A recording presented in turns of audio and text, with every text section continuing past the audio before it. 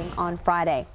Well, keeping in the sky, my next guest making big money off of it. He's not flying, he's farming. Dan Jewell is the CEO of Jewell Wind, and he's turning wind into one big cash crop. Dan's here to explain it all. Good afternoon, Dan. Thanks for joining us.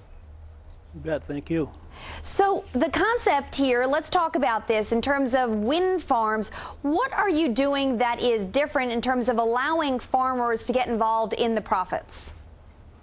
Well, we do community-based wind. Most of the big wind farms that are going into the ground these days are owned by large multinationals, and at Jewell Wind we help farmers and small business people that live in the communities become economically involved in the ownership structure of the projects, and then we also use local contractors, and so we do everything around the community to ensure ownership for the communities. So give me an example. Let's just say a farmer owns, I don't know, 1,000 acres, and you say, you know what, this is a great place in the Midwest to put some of these, this wind technology. How do you structure the deal with that local farmer?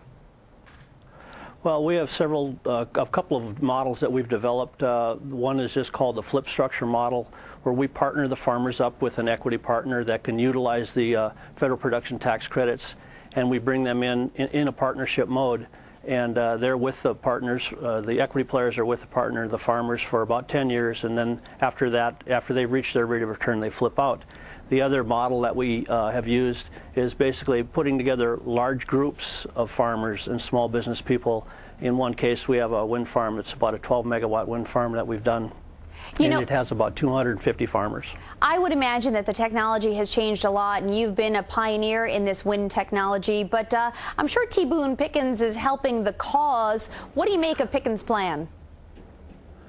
Well, anytime you have somebody like Mr. Pickens that has, you know, the depth of knowledge of fossil fuels and that industry saying that we can't drill our way out of this mess, we all have to take heed to that. And you know, I think that he's right, that we have to develop all of the domestic energy resources that we can find, and wind and solar are a major role in that.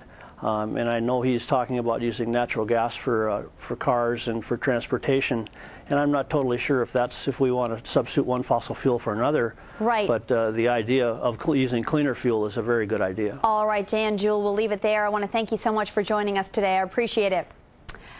You bet. Thank you. All right, coming up next, breaking news on those California wildfires. The flames